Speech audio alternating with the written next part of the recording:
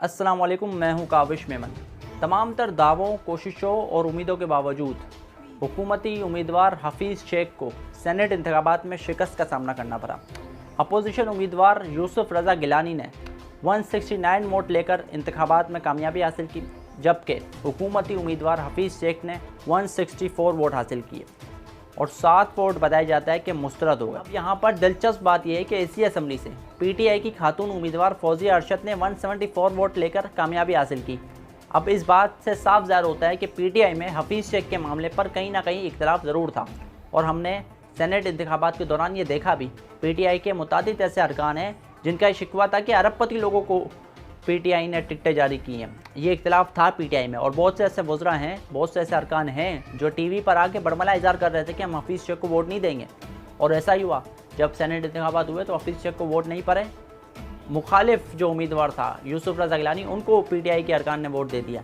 अब तहरीक-ए-इंसाफ का यह मौक़िफ़ है कि हमारे जो अरकान हैं, असम्बली है, वो बिक गए, वो बिके हैं। वज़ीर आज़म ने कल खिताब किया कौम से और वज़ीर आज़म ने कहा, इलेक्शन कमीशन को भी उन्होंने ये ज़िम्मेदार ठहराया कि भाई जब सुप्रीम कोर्ट ने आपसे कहा कि कोई ऐसा निज़ाम बनाया जाए जिससे देखा जा सके बाद में इंतखाबात के कि कौन, अगर किसी पार्टी को ये शिकवा हो कि भाई हमारे अरकान बिके हैं, तो ये अंदर जज किया जा सके कि कौन लोग इसके पीछे हैं और इलेक्शन कमीशन कोई ऐसी टेक्नोलॉजी बनाए। लेकिन ऐसा नहीं हुआ। ये बात तो बिल्कुल दुरुस्त है कि रातों रात किसी की ज़मीन नहीं जाग जाते, और कोई एक बंदा हो, 2 बंदे हो, 3 बंदे हो तो समझ भी आती है।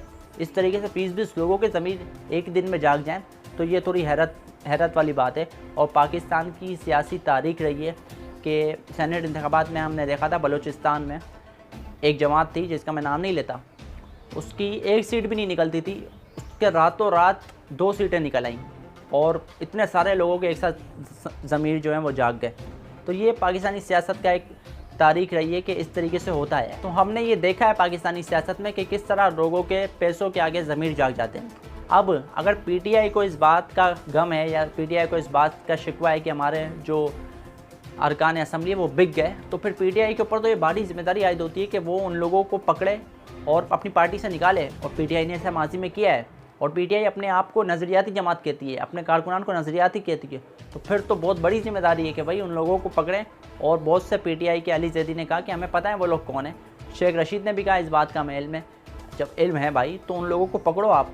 बहुत बड़ी जिम्मेदारी है पीटीआई पे कि उन लोगों को पकड़े और फिर उनको बाहर निकाले और पूरी कौम को ये बताए कि ये लोग हैं जिन्होंने अपने वोट का सौदा किया। अब सेनेट इंतखाबात में कामयाबी के बाद हमें अपोजिशन एक नए रूप में नज़र आ रही है, और ख़ास तौर पर पीपल्स पार्टी का शुरू से ये मौक़िफ़ था कि हमें धरने, जलसे, जुलूसों का कोई फ़ायदा नहीं है, असम्बली में आकर हुकूमत का मुकाबला करना चाहिए। और अब ऐसा लग रहा है कि पीपल्स पार्टी की बात अपोजिशन मान रही है, चाहे वो मुस्लिम लीग नून हो या दूसरी जमातें हों, वो पीपल्स पार्टी की बात को अब मान रहे हैं जो पहले नहीं मान रहे थे।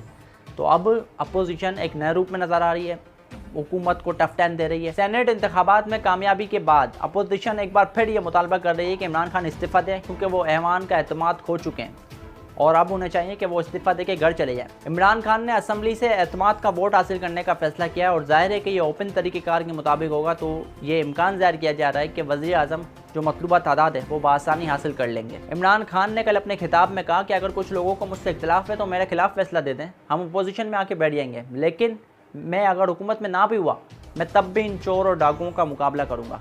तो अब देखते हैं कि कल क्या फ़ैसला होता है। कल एक इंतहाई अहम दिन है वज़ीर आज़म के मुस्तकबिल के हवाले से, और अब जो आने वाला मरहला है यानी कि सेनेट के चेयरमैन के इंतखाब का, वो भी इंतहाई अहम है। आखिर में जाते जाते मैं इंतहाई अहम खबर आपको दे रहा हूँ कि पाकिस्तान पीपल्स पार्टी ये सोच रही है कि चेयरमैन सेनेट के लिए भी यूसुफ रज़ा गिलानी को मैदान में उतारा जाए, और अगर ऐसा हो जाता है तो हुकूमत के लिए यकीनन ये भी एक मुश्किल मरहला होगा। काविश मेमन को इजाज़त दीजिए। अल्लाह हाफ़िज़।